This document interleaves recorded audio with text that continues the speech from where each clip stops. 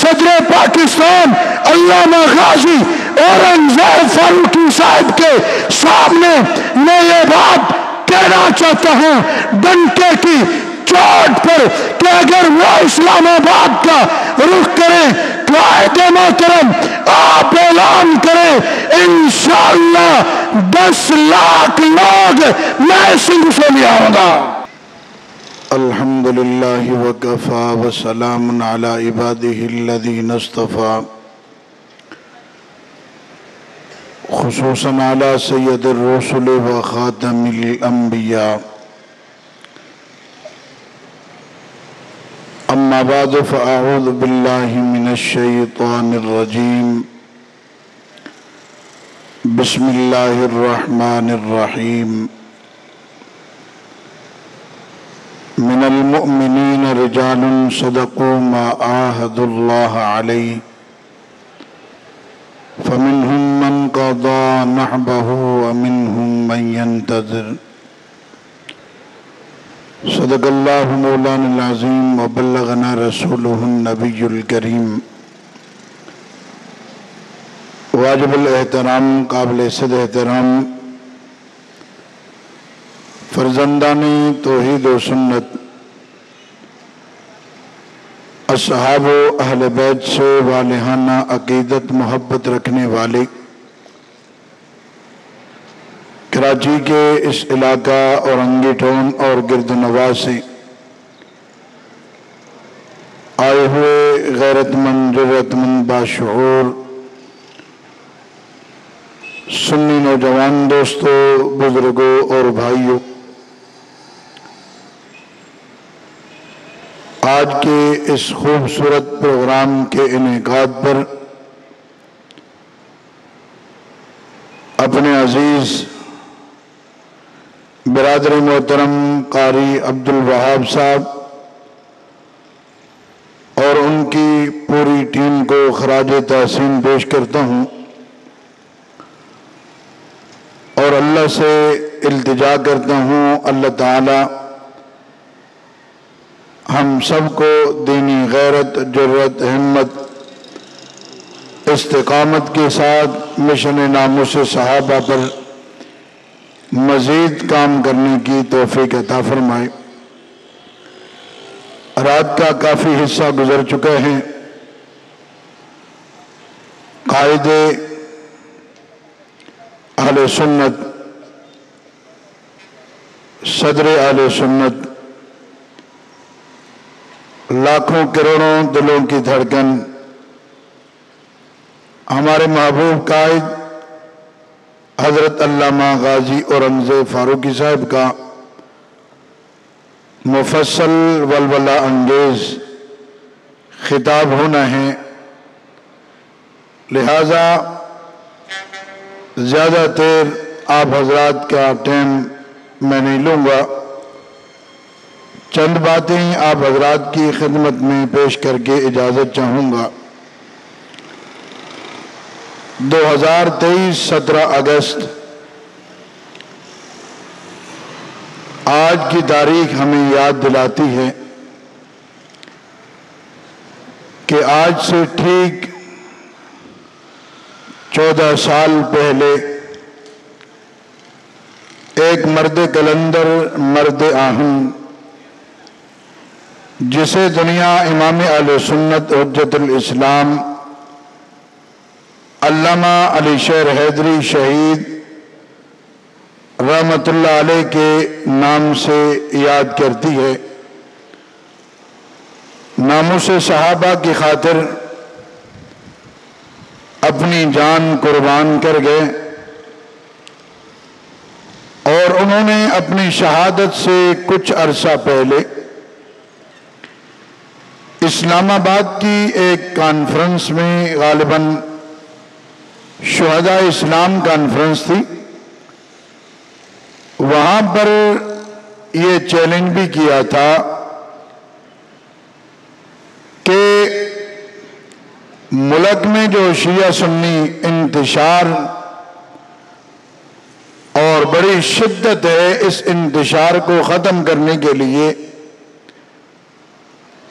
اگر مجھے یہاں سے وہاں ایران لے جائیں تو میں وہاں بھی چلنے کے لیے تیار ہوں کہ دشمنی صحابہ کے جو عقائد ہیں ان عقائد کا تعلق اسلام سے نہیں بلکہ سراسر کفر ہے۔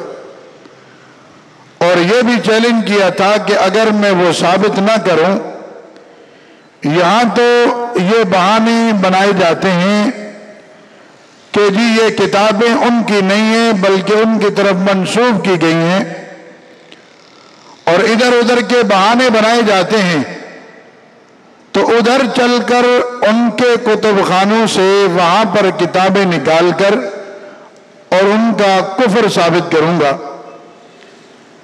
جو صدیق اکبر کا دشمن ہے وہ مسلمان نہیں، جو فاروق اعظم کا دشمن ہے وہ مسلمان نہیں۔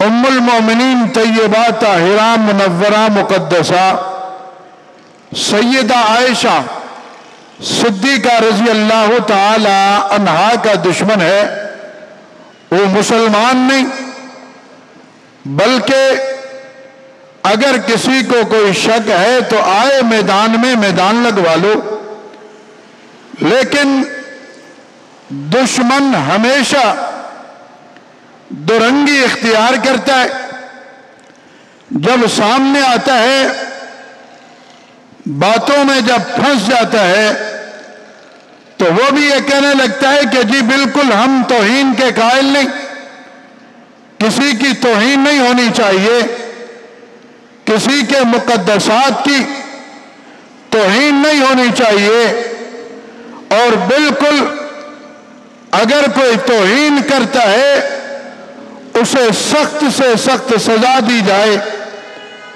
اور پھر عام مسلمانوں کو دھوکہ دینے کے لیے یہ باور کیا جاتا ہے، یہ باور کرایا جاتا ہے کہ جی آپ اختلافی چیزوں کو سائڈ پر رکھیں اور مشترکات پر آ جائیں، ہم مشترکات پر آپس میں اکٹھے ہو سکتے ہیں، اور پھر وحدت امت کا چورن بیچا جاتا ہے اور اپنے آپ کو معتدل کر کے پیش کیا جاتا ہے کہ جی مختلف چیزوں کو چھوڑیں اور مشترکات پر آ جائیں۔ میں ان سے پوچھنا چاہتا ہوں کہ پھر تم اگر یہ کہتے ہو کہ مختلف چیزوں کو چھوڑ کر آج ہم مشترکات پر آ جائیں، تو میں ان سے پوچھنا چاہتا ہوں پھر ابو بکر و علی کے مشترکات کو کیوں نہیں دیکھا گیا؟ اگر تم آج مشترکات کی بات کرتے ہو پھر عمر اور علی کے مشترکات کو کیوں نہیں دیکھا جاتا؟ پھر وہاں پر عثمان و علی کے مشترکات کو کیوں نہیں دیکھا جاتا؟ پھر وہاں پر علی اور معاویہ کے مشترکات کو کیوں نہیں دیکھا جاتا؟ پھر وہاں پر حسن و حسین اور امیر معاویہ رضی اللہ تعالی عنہم کے مشترکات کو کیوں نہیں دیکھا جاتا؟ آج تیرے میرے اندر جب کہ کوئی چیز مشترک نہیں ہے، ہر چیز میں تیرا راستہ جدا ہے، میرا راستہ جدا ہے، تیرا کلمہ جدا ہے، میرا کلمہ جدا ہے، تیری نماز جدا ہے، میری نماز جدا ہے، تیری اذان جدا ہے، میری اذان جدا ہے، تیرا نماز کا طریقہ کار جدا ہے، میرا طریقہ کار جدا ہے، تیرا وضو جدا ہے، میرا وضو جدا ہے، تیرا عقیدہ نبوت جدا ہے، میرا عقیدہ نبوت جدا ہے، تیرا عقیدہ ختم نبوت جدا ہے، میرا عقیدہ ختم نبوت جدا ہے، تیرا عقیدہ عصمت انبیاء جدا ہے، میرا عقیدہ عصمت انبیاء جدا ہے، تیرا عقیدہ ازواج مطہرات کے خلاف جدا ہے میرا عقیدہ، ازواج مطہرات کے لیے جدا ہے تیرا عقیدہ، بناتے رسول کے لیے جدا ہے میرا عقیدہ، بناتے رسول کے لیے جدا ہے تیرا عقیدہ، قرآن کے لیے جدا ہے میرا عقیدہ، قرآن کے لیے جدا ہے۔ اول سے آخر تک کسی بات میں مشترک ہو ہی نہیں سکتے، لیکن اس کے باوجود تو وحدت امت کا چورن بیٹھ کے لوگوں کو گمراہ کرنے کی کوشش کرتا ہے۔ پھر جناب ابو بکر جناب معاویہ کے مشترکات کو دیکھتے ہیں، جناب ابو بکر جناب علی کا خدا بھی ایک ہے، جناب ابو بکر جناب علی کا نبی بھی ایک ہے، قرآن بھی ایک ہے، کلمہ بھی ایک ہے، ختم نبوت کا عقیدہ بھی ایک ہے، قرآن بھی ایک ہے، کلمہ بھی ایک ہے، وضو بھی ایک ہے، اول سے آخر تک پورا کا پورا دین ایک ہے۔ جب وہ یہاں پر مشترکات کی بات کرتا ہے تو پھر وہاں پر مشترکات کی بات کیوں نہیں کرتا؟ اور اس کے ساتھ ساتھ صرف کہا جاتا ہے کہ جی ہم کسی کی توہین کو اچھا نہیں کہتے، لیکن یہ بات بھی ٹھیک نہیں ہے کہ ہم تاریخی حقائق نہ بتائیں، ہم تاریخی حقائق نہ بتائیں۔ لفظ کیا ہے؟ تاریخ، اور دوسرا حقائق، یہ دونوں جدا جدا ہیں۔ تاریخ صرف تاریخ ہوتی ہے، حقائق کے ساتھ اس کا کوئی گہرا تعلق ہے، تاریخ کے ساتھ حقائق کا کوئی تعلق نہیں ہوتا، بس تاریخ ہے۔ حقائق وہ ہے جو قرآن کہے، حقائق وہ ہے جو قرآن کہے، حقائق وہ ہیں جو رب کا فرمان کہے، حقائق وہ ہیں جو مصطفیٰ کا فرمان کہے۔ تاریخ بھی ہو اور حقائق بھی ہو، یہ نہیں ہو سکتا۔ لہذا ہر تاریخ کی بات اس کو حقائق کہنا اور پھر وہ بتانا، یہ سوائے فتنے کے اور کوئی چیز نہیں۔ قرآن کے مقابلے میں مسلمہ عقیدہ ہے، اور تم بھی مانتے ہو کہ قرآن کے مقابلے میں اگر کوئی حدیث آ جائے تو اسے بھی چھوڑ دیا جائے گا۔ قرآن کے مقابلے میں اگر کوئی حدیث آئے اسے بھی چھوڑ دیا جائے گا۔ جب قرآن صحابہ کے لیے کہتا ہے کہ رحماء بینہم، قرآن صحابہ کے لیے کہتا ہے اولئک ھم المؤمنون حقا، قرآن صحابہ کے لیے کہتا ہے اولئک الذین امتحن اللہ قلوبہم للتقوی لہم مغفرۃ واجر عظیم، قرآن صحابہ کے لیے کہتا ہے کہ رضی اللہ عنہم ورضوا عنہ، رب ان سے راضی، وہ رب سے راضی۔ تو اب قرآن کو چھوڑ کر تاریخ کے پیچھے کیا لوگے ہو؟ اور تاریخ کے پیچھے تاریخ سے کوئی عقیدہ بنتا ہے؟ یہ سوائے اپنے بغض کو چھپانے کے لیے اور اپنے بغض کے اظہار کو محفوظ راستہ دینے کے علاوہ اور کوئی چیز نہیں۔ میرے بھائیو، الحمدللہ ثم الحمدللہ، آج سے 14 سال پہلے امام اہل سنت علامہ علی شیر حیدری شہید رحمت اللہ علیہ اپنی جان اس ناموس کے لیے، ناموس صحابہ اور اہل بیت کے لیے اپنی جان کا نذرانہ پیش کر گئے۔ صرف ایک جان نہیں، میں اس شہید قائد کو روح کو مخاطب کر کے بتانا چاہتا ہوں، اے شہید قائد، آپ کے بعد یہاں سے ہزاروں جانیں قربان ہو گئی، ڈاکٹر عادل قربان ہو گئے، علامہ عبدالغفور قربان ہو گئے، کراچی کی سرزمین سے ہزاروں کے تعداد میں شہداء نے اپنے خون کا نذرانہ پیش کر کے آپ کے موقف کو، آپ کے مشن کو پائے تکمیل تک پہنچا دیا ہے۔ اور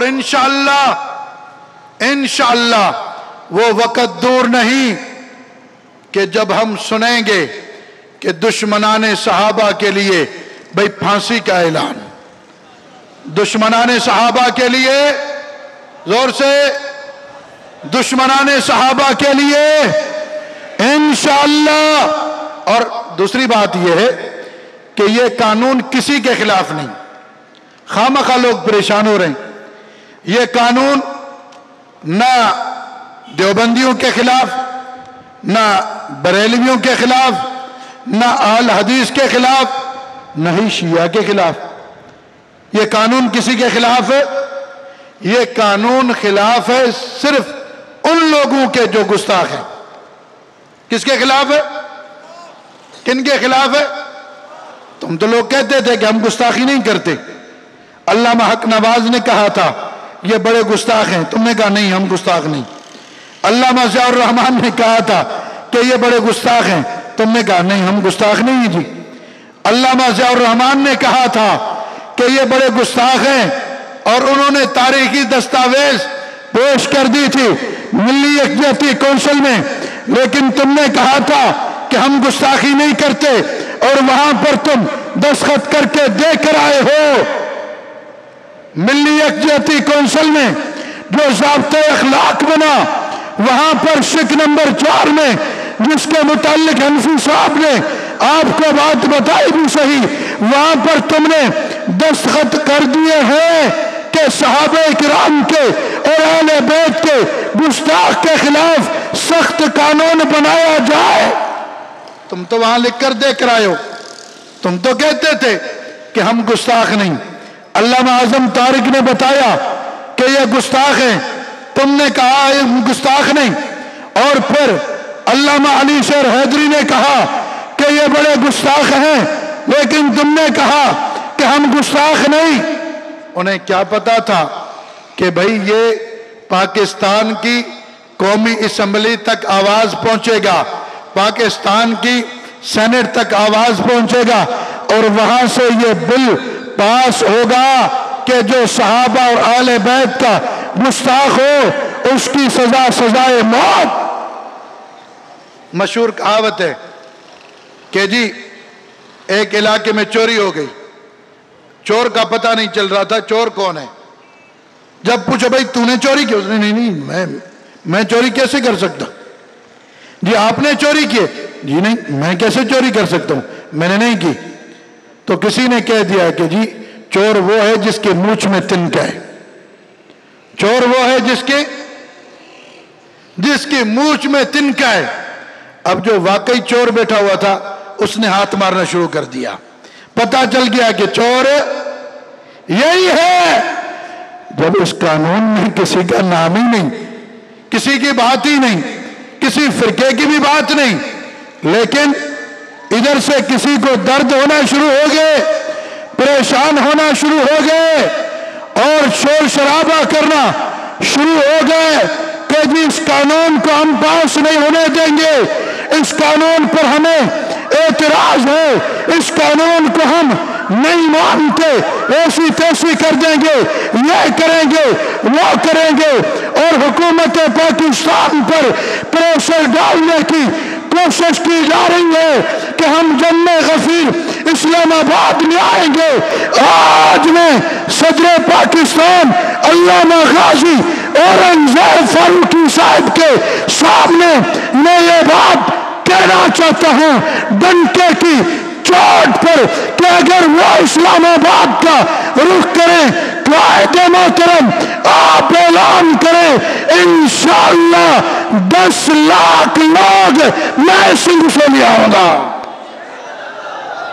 10 لاکھ لوگ انشاءاللہ 10 لاکھ لوگ صحابہ کی عزت کے لیے، صحابہ کی عظمت کے لیے، ایسے جن نے اپنے سر پہ کفن باندھ کر میدان میں آئیں گے اور انشاءاللہ پتہ چل جائے گا کہ صحابہ کے دشمنوں کی کیا اوقات ہے۔ کیا تم پریشرائز کرنا چاہتے ہو، پریشر دینا چاہتے ہو؟ یہ صرف ہماری جماعت کے 10 لاکھ لوگ ہوں گے جب ہمارے ساتھ، جبکہ اہل حدیث کا بھی یہی مطالبہ ہے، ہمارے ساتھ بریلوی مکتبہ فکر کا بھی یہی آواز، یہی مطالبہ ہے، اور ہمارے ساتھ جمعیت علماء اسلام کا بھی یہی مطالبہ ہے۔ جب یہ سارے مل جائیں گے، سارے مل جائیں گے تو انشاءاللہ اگر یہ سارے کہیں مل کر پیشاب بھی کرے نا، دشمن صحابہ اس میں بہہ کر مر جائیں گے۔ باقی ہم پرامن لوگ ہیں، ہمیں اپنے ملک کا امن عزیز ہے۔ یہ ملک ہمارا، یہ روڈ راستے ہمارے، یہ بازاریں ہماری، یہ لوگ ہمارے، اس لیے ہم اس ملک میں کوئی خون خرابہ نہیں چاہتے، بلکہ مثالوں میں آپ کے سامنے کراچی والوں، آپ نے ہزاروں کے تعداد میں جانیں دے کر اور پھر بھی کسی ایک دکان کا بھی شیشہ تک نہیں توڑا۔ ہم نے اپنی جانیں قربان کی لیکن کوئی ایک گملہ تک ہم نے نہیں توڑا۔ اس کا مطلب یہ ہے کہ ہم امن پسند ہیں، لیکن امن پسندی کا مطلب یہ نہیں کہ ہمارے جائز مطالبات کو دبایا جائے، ہماری جائز آواز کو دبایا جائے اور کسی کے پریشر میں آ کر ہماری جائز بات کو بھی روکا جائے۔ قطعاً یہ چیز برداشت نہیں کریں گے۔ ہم نے 10,000 سے 15,000 پہلے جانی قربان کی ہیں اور انشاءاللہ مزید بھی 15,000 قربان کرنی پڑی کر دیں گے، لیکن ناموس صحابہ کا بل بنوا کر ہی دم لیں گے۔ وما علینا الا البلاغ۔